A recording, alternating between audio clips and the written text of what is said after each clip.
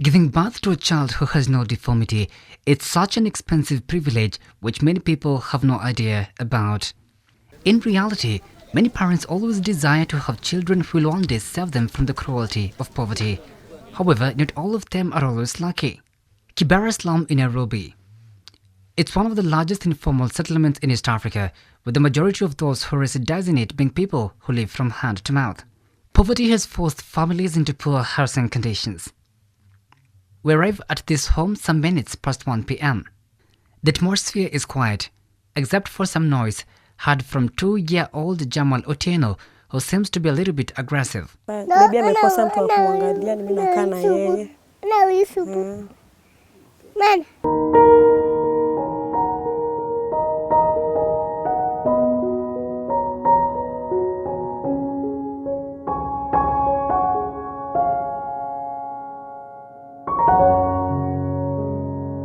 Catherine Appeal is seated at the bed in this tumble-down structure made of mud. She is mentally disabled. She can't speak nor see well, making her condition more complicated. The parent-child bond in this home was broken years back after the demise of their parents.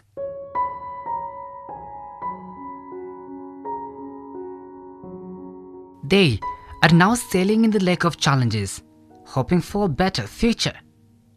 After the death of Pamela Adhiambo in 2018, Beatrice Ogenga, a close family ally, was left with the heavy responsibility of taking over the role of mother and father in this family. Wakati alikuwa karibu amegonjeka, kani sauti alikuwa analia. Beatrice, hawa watoto yangu naona nikikufa watabaki bila wenye na support hawa watoto. Tukajaribu apate matibabu ilikosekana. Wakati tulienda kwa na mwisho Mbakati, akaniambia Beatrice, mimi nakufa lakini usiwache watoto wangu hangaika, kwa sababu kwa familia yangu hata mahali nimezaliwa, mahali yote haoni mwenye atabeba hiyo mzigo. Hawa watoto wake wawili, lakini kwa wengine wakubwa, lakini hawashughuliki na mambo yao kwa sababu wanaona hao ni mzigo. She never thought that things would turn out this hard, but nature had already sworn her into the world of uncertainty. Lakini sio kazi rahisi, kwa sababu hata watu wengi sana wakiniona na kuja hapa niko karibu nao wananiambia, "Huyu mama akili yake ni mzuri kweli?" Anabeba mzigo hawezi. Mimi naambia watu wacheni tu, kwa sababu mimi najua kile nafanya. Kama mwenye alikufa aliniambia nisiwache watoto wake, siwezi wacha. Hiyo maisha yangu itakaa vizuri. So ndio tumeendelea maisha. Sasa ile kama niko nayo napeana. Sasa ile kama hakuna wanaelewa. Lakini ilibidi tutafute hata kama ni uji tushare. Lakini being girls ni maisha ilikuwa ngumu, kwa sababu naona hizo mandoo iko hapo. Hapa wanatengeneza chama. She never thought that things would turn out this hard, but nature had already sworn her into the world of uncertainty. Lucy Adongo is Catherine's twin sister. They are both 21 years old. However, Lucy is now a mother of one, not living with her husband. Sister yangu ni disabled na muangalianga. Mimi ndo namuangalianga, hata kumvalisha, kumuogesha. Mimi ndo namfanyanga hizo zote juu ya hizi. Maisha imekuwa ngumu. Tangu mamangu akufe, sina wazazi. Sasa mimi siwezi toka, nimwacha hapa peke yake. Mimi nampeleka choo, namchinchia pads. Vitu mob, saa zingine food pia tunakosa. Inabidi tumelala njama, tumekaa hivyo. Lucy was forced to forgo her education for the well-being of her mentally challenged sister. Siko shule. Niacha kwa sababu ya school fees. Nilikuwa form 2. Mamangu hiyo time nilikiacha shule kwa na school fees. Na pia sister yangu saa zingine siendi shule, inafaa bibi amekosa mtu wa kumwangalia, mimi nakaa na yeye. She is now very desperate to go back to school, but she doesn't know where to start. The gates of hope were almost shutting in this home before Disability Rights Trust, a non-government organization, intervened to cushion the family that is facing a myriad of challenges. Vile corona ilianza, tukaanza kushare disability right. Madam Jolie, nifanye nini, kwa sababu kwa rafiki yangu aliwacha watoto. Lakini sikuogopa kuchukua kwa sababu mimi pia nilikuwa na mzigo yangu, vijana wawili wako na disability. Nilikubali nikachukua watoto, lakini sijakaa nao kwa nyumba. Kaniambia, Beatrice, kile tutafanya, hii disability right iko hapa kwa sababu ya nyinyi.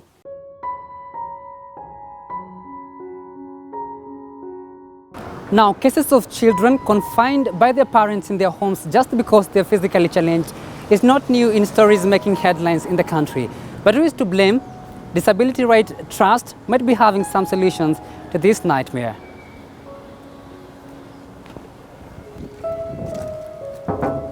Niaje? Karibu. Asante sana. Okay, thank you.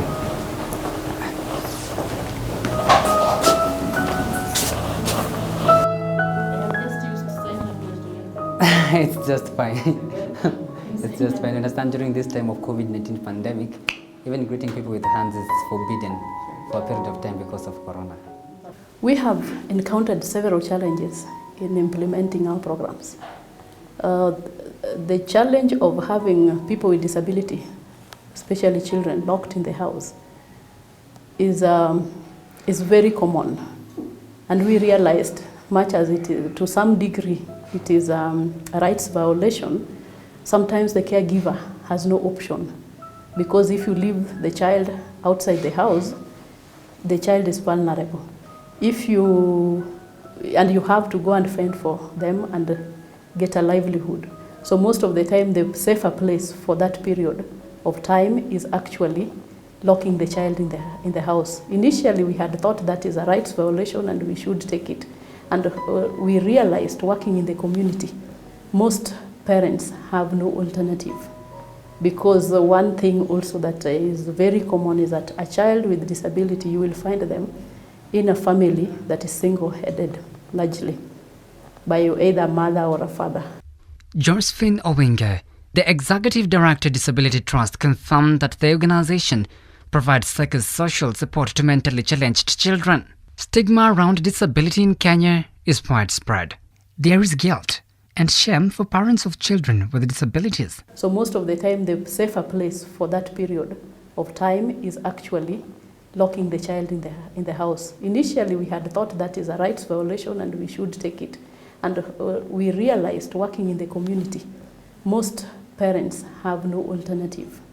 Because one thing also that is very common is that a child with disability, you will find them in a family that is single-headed, largely, by either a mother or a father. And when that happens, this mother is a breadwinner or the father is a breadwinner and has to go and work. Sometimes the other sibling are at work, at school, or they are out of the house. So the only safe place where the child is safer is at home. The home is positioned just next to where illegal alcohol is brewed, leaving Catherine vulnerable to defilement by people who are under drug and substance abuse. A strong stench emanating from the brew makes the environment more uncomfortable and inhabitable. Now, global research has shown that children grow best with strong and friendly relationship. And this is with this reason that the likes of Beatrice Oginga will never lack a reason to support this group of children with all their heart. The environment is pathetic. They are very risk conditions, and that is why, as DRT, we try to do what we can within our ability to just take care of them where they are for the time being. But for now, we are trying to find a way of actually rescuing them from that environment, because both of them are girls. One has already given birth. The other one is totally handicapped. She's 24 hours in the house.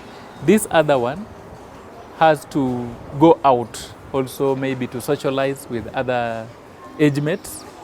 And this other one remains in the house alone. Naishi tu huku juu, si mbali sana. Bei asubuhi na make sure nishakuja. Mnamsaidia. Kama kuna chai tunapika, kama kuna pia tunaendelea hivyo na maisha. The fact that Beatrice offered her support to this family doesn't mean that she is living a posh life. She is a single woman. Her husband died in 1994, leaving her with a heavy burden of raising two mentally challenged children. She lives in this apartment.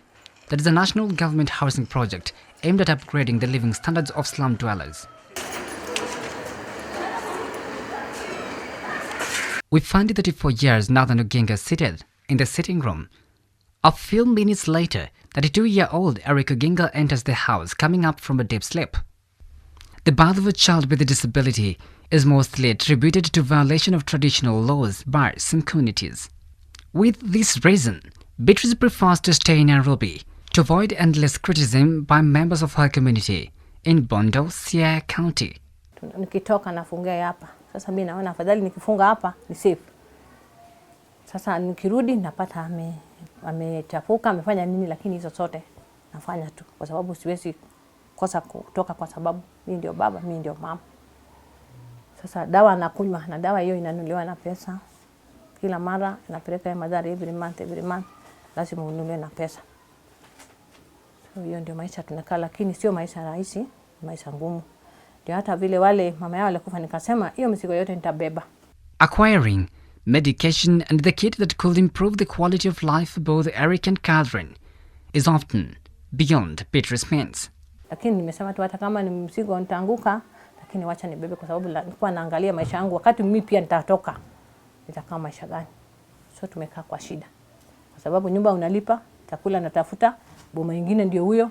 Sasa sio rahisi, lakini yote nawachia Mungu. Sasa nilikuwa nashinda tu hospitali mara nyingi sana Magati. Kwa sababu after kifo ya baba yao, sasa nilikuwa kono moja tu. Mimi ndio natafuta vile watakula. Mimi ndio nafanya ABCD. Sasa disability right pia kuna mimi sasa kwa mkono. Sasa ndio tukaenda peleka maombi kwa serikali, ndio akafanya tukuje kwa hizo nyumba. Sasa vile tulikuja kwa hizo nyumba, tunaona afadhali anaweza kuruma hapo, tunalala naye. Nimekaa na watu wengine na lala hapa, na Nathan pia tunakaa naye, tunakula naye, kwa sababu hata tangu amalize hiyo shule yake hajakuwa na anything anafanya. Na Eric anameza dawa. Ilisemekana atameza until further notice. Akikosa kumeza hiyo dawa utalala, utapiga kelele paka asubuhi. Anaweza hata kupiga, unaona hapo iko white. Nilikuwa nagonga kichwa, akikasirika anagonga kichwa hapo paka hapa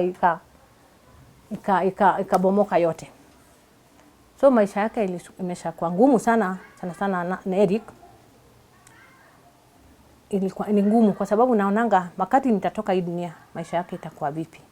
According to Healthline, a child may be born while mentally challenged due to various reasons, including trauma before and during birth, inherited disorders, chromosome abnormalities such as Down syndrome, lead or mercury poisoning, severe cases of early childhood illness such as whooping cough, measles, or meningitis, brain injury, among other reasons. Oginga is now appealing for support to get Catherine and her sister a better home. Disability Right Trust is also appealing for assistance to rich many families that are facing the burden of raising physically challenged children. Persons with disability have gone through a lot of challenges, and we would really love that as we work towards a post-COVID-19 world, we ensure there is a meaningful participation and deliberate the inclusion of persons with disability in all sectors of development. Many a times we end up with the persons with disability being like an ETC, forgotten. We would want to be on the round table where everything is being discussed and we participate fully. My appeal to the general public is you can donate your time, you can donate your profession. For example, if you're a medical doctor, you would be able to give a regular checkup to a person with disability without them paying the consultation fee, especially those with the terminal condition that needs regular checkup. If you are an advocate, I know there's a provision of giving a pro bono service to some clients. Would you give it to a child with disability who is more vulnerable? If you're giving scholarship, that has been always our challenge. Children with disability are not normally found at the top. Yes, they can perform better, but the physical barriers that we have inhibit their performance. Yet when we're giving scholarship, we give to the top performing children. Would we consider to include the 5% of our scholarship to people with disability? Because by empowering them in academic, we are empowering them for a better future. We are also making a call, like for Disability Trust, we have a group, Friends of DRT, that would do regular donation. Someone can pick, I would want to support this family, and you give a regular donation towards that family. It would go a long way in currently giving the dignitary packs, giving food for that family, or even giving medication for that family. If you have many other things that we have that we would like to donate, I would appeal that we donate to persons with disability. People with physical disability that have to crawl, their clothes don't last because that is what they use. Why don't we donate the extra clothes that we don't need to this community? It would go a long way in supporting that family.